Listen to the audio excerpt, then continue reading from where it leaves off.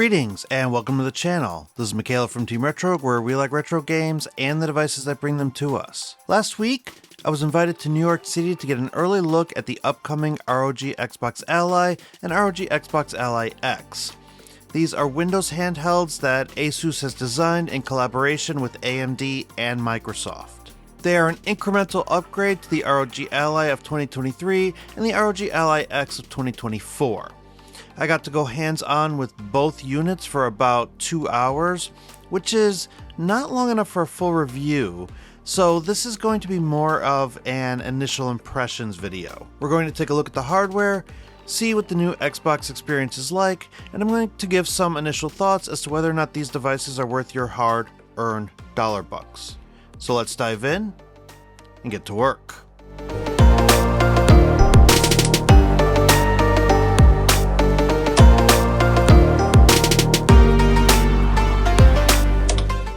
At time of recording, you can pre-order the Xbox ROG Ally or the Xbox ROG Ally X, both from Best Buy as well as from the Xbox Store. Both handhelds are set for an October 16th release, which, by the time this video goes live, will be tomorrow, at least here in the US.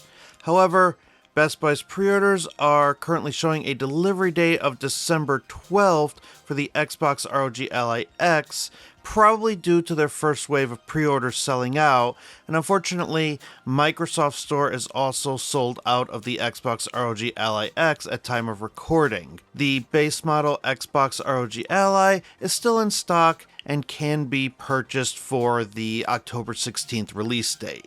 It's time to hop on our mount and ride into Spec Town, starting with the base model ROG XBOX Ally. This device is powered by the AMD Ryzen Z2A processor. The GPU is an AMD Radeon Graphics RDNA 2. The device has 16GB of LPDDR5 RAM and comes with 512GB of storage via a 2280 NVMe SSD. This storage is expandable, but you can also expand storage via a microSD card slot. The screen is a 7-inch FHD IPS display with a resolution of 1920 by 1080 and 120Hz refresh rate. Giving the device life is a 60 watt-hour battery. For connectivity, this handheld has Wi-Fi 6E as well as Bluetooth 5.4. The device ships with Windows 11 Home. Now let's check out the specs of the ROG XBOX Ally X, which is powered by the AMD Ryzen Z2 Extreme processor. The GPU is still an AMD Radeon Graphics RDNA 2. The device ups the RAM to 24GB of LPDDR5X RAM and ups the storage to 1TB of storage, still via a 2280 NVMe SSD, and there is still an expandable microSD card slot. The screen is the same 7-inch FHD IPS display with a resolution of 1920 by 1080 and the same 120Hz refresh rate. Giving the device life on the Ally X, however, is an 80 watt-hour battery as opposed to a 60 watt-hour battery. For connectivity, this handheld also has Wi-Fi 6E as well as Bluetooth 5.4, and this device also ships with Windows 11 Home. Now, one quick note here is the price difference between these two devices. The base Ally is $599, while the Ally X comes in at $999. That price difference is due to a few changes in the base model versus the X. In addition to less RAM and storage, the base model Ally also is not compatible with an eGPU because both of its ports are USB 2.3 Gen 2, while the Ally X is the only model to have a Thunderbolt 4 port. However, as far as hardware goes, both of these models look and feel very similar. When talking to the ASUS reps, the message that they wanted to convey was that the Xbox Ally was meant for efficiency and the Xbox Ally X was specifically meant for power users. And you could see that differentiation right down to the color choices of these units. The base model Xbox Ally is modeled after a regular Xbox controller with a bright white color scheme and rainbow colored face buttons, reflecting what you would receive when purchasing the less expensive Xbox Series S. whereas the ROG XBOX Ally X is modeled after an Xbox Elite controller with an all-black finish, mirroring what you would receive if you purchased the Xbox Series X. The physical design of these handhelds are very intentional and send a clear message as to what each handheld is designed for. You can also see the DNA from each company in the design. If you compare the Xbox Ally X to last year's ROG Ally X, you could see ASUS pulled a lot of design choices from their earlier models. The joysticks, D-pad, speakers, and buttons all mirror the older model ROG Ally handhelds, and the newer devices have the exact same 7-inch 120Hz screen from the original Ally and from the Ally X. I actually asked the ASUS reps about this, and they said that they wanted these devices to be at a certain price point, so they made the decision to keep the same screen in order to keep costs down. Which I do kind of understand, because going to an OLED panel definitely would have driven costs up. I mean, look at the price of the Lenovo Legion Go 2. That is starting at over $1,000 and can get up to almost $1,400. So in that retrospect, the Xbox ROG Ally and Xbox ROG Ally X are definitely more approachable price-wise, even though they are still kind of on the higher end of what one might want to pay for a handheld. I do kind of wish, however, that they decided to go with an 8-inch screen, even if it was just the IPS screen on the Legion Go S or the Nintendo Switch 2. I've actually been spending a lot of time with the Nintendo Switch 2 lately, and I really do appreciate the extra real estate that having an 8-inch screen brings.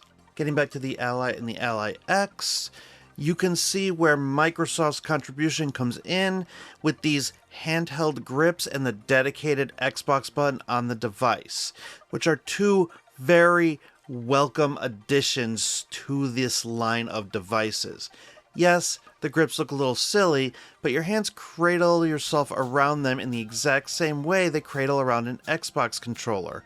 When holding the device, it also feels very light, coming in at 715 grams for the Xbox Ally X and 670 grams for the Xbox Ally. For comparison, a Steam Deck with a kill switch case is 840 grams, a Lenovo Legion Go S with a kill switch case is 921 grams, and the ROG Ally X with a kill switch case is 823 grams. Each of these devices is comfortable in their own right, but you definitely feel their weight when you have to add a case to help out with the ergonomics and functionality of a device. The Xbox Ally doesn't feel like this.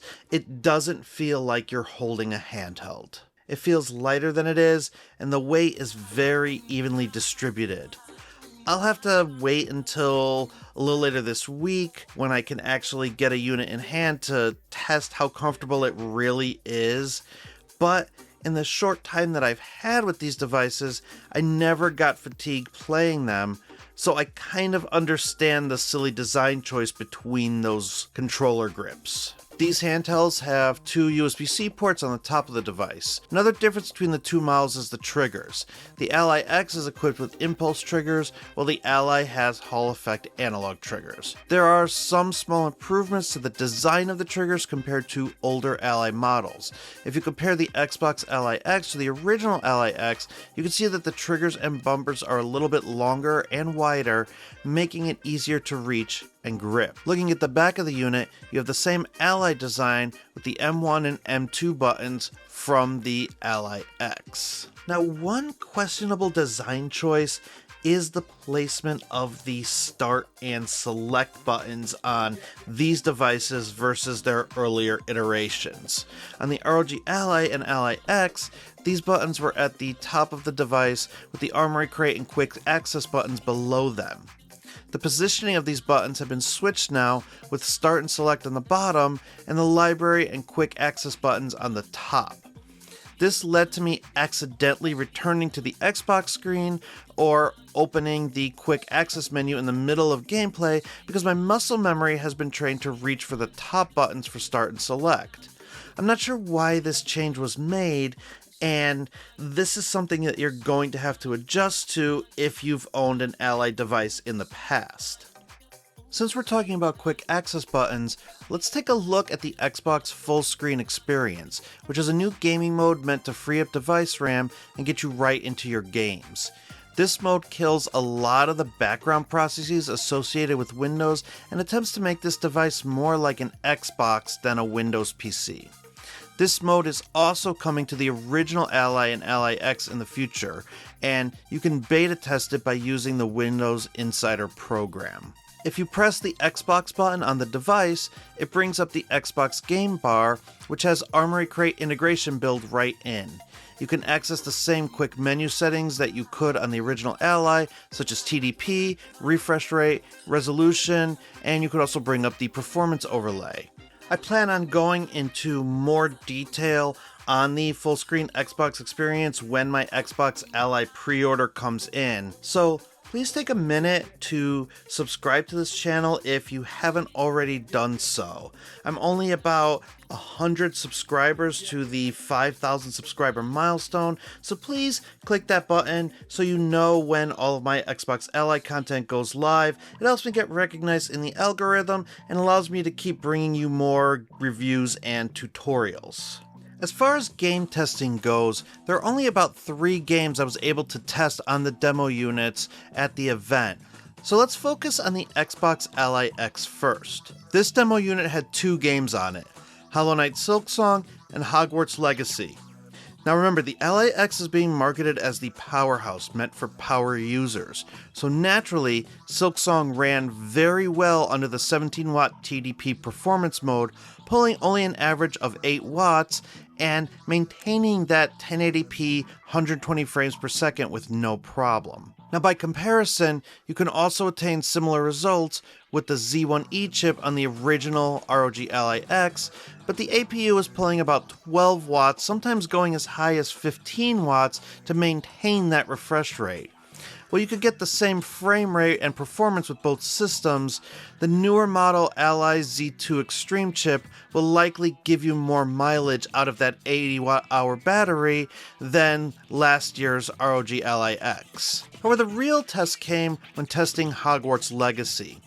I let the game scan the system, set the recommended settings, and I went through the introduction portion of the game.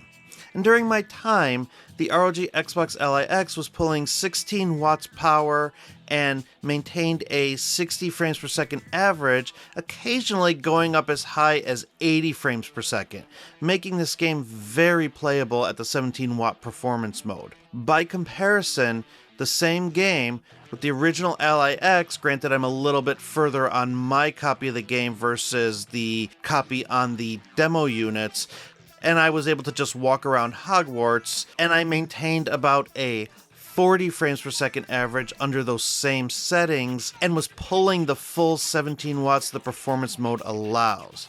Now this didn't mean that Hogwarts Legacy wasn't playable on the 2024 Ally X, but it does mean the Z2 Extreme chip definitely delivered better performance while pulling slightly less energy. I'm not 100% convinced that's worth upgrading if you already have an Ally X, but those 20 extra frames per second might matter to you and might be worth the upgrade. Sadly, I was unable to run benchmarks during my time with the unit, so this is really the only comparison I was able to do between the Ally X and the Xbox Ally X. With that, let's move to the base model Ally, which is honestly the model I'm most excited about. This is not meant for power users. The Z2A chip in this device will give performance similar to a Steam Deck or Steam Deck OLED, and I'm also planning a comparison video of those two devices in the near future because I want to see if the Xbox full screen experience and the Z2A chip can match the optimizations of SteamOS's gaming mode on the Steam Deck. However, in the small amount of time I had with the Ally at the event, there are a few things that really surprised me. The first was the fact that I got the exact same performance out of Silksong that I got out of the Xbox Ally X. The base model Ally's performance mode is a 15-watt TDP as opposed to a 7-watt TDP, and yet we got that same steady 120 frames per second, which the system maintained no problem. The big surprise here is that the APU dipped down to as low as pulling 7 watts while still maintaining the refresh rate. Sometimes it would go as high as 11 watts, similar to the Xbox Ally X, but I was impressed that it seemed to be pulling slightly less power to maintain the same frame rate. Hades was a little more power hungry, pulling 15 watts in order to maintain 120 frames per second at a 1080p resolution, but that's still pretty darn impressive. The demo units of the base Ally did not have Hogwarts Legacy on it, but I was able to boot it up for a quick cloud gaming session, and this is where I really began to see potential for this base unit.